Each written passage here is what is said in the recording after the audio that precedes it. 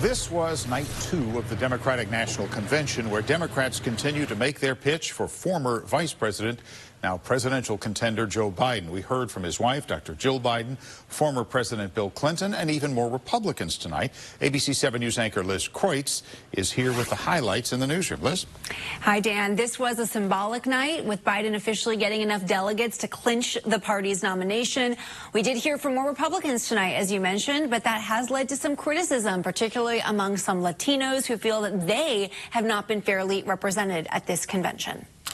California, home to our next Vice President, Kamala Harris. After a state-by-state virtual roll call, it became official. Democrats formally nominated former Vice President Joe Biden to the Democratic presidential ticket.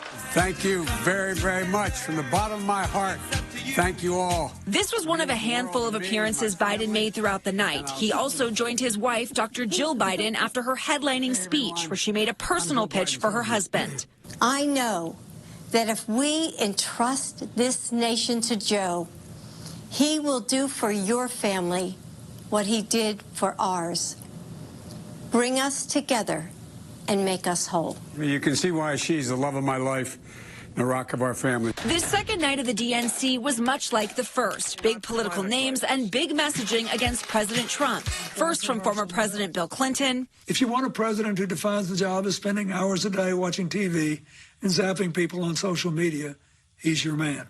And then from former Secretary of State Colin Powell, a Republican who also endorsed Hillary Clinton in 2016. Joe Biden will be a president we will all be proud to salute. Powell is one of a handful of Republicans speaking at the DNC. Cindy McCain also made an appearance via audio talking about the unlikely friendship between Biden and her late husband, Senator John McCain. They would just sit and joke.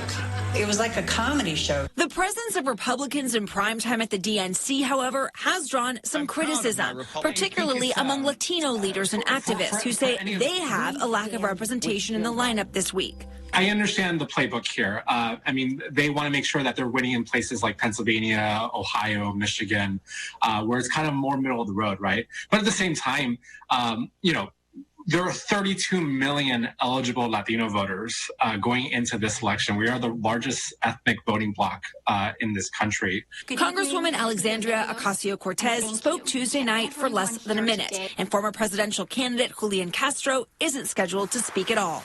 In the grand scheme of things, will it hurt? Maybe, maybe not. But if it continues to be a pattern between now and the election, you bet Latinos may not turn in the numbers that Democrats want them to.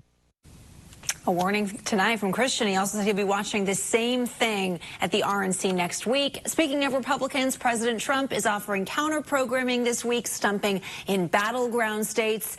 And remember, tomorrow night at the DNC is when Senator Kamala Harris is set to speak. Live in the newsroom, Liz Kreutz, ABC 7 News. Okay, thanks very much, Liz. Now you can catch live coverage of the Democratic National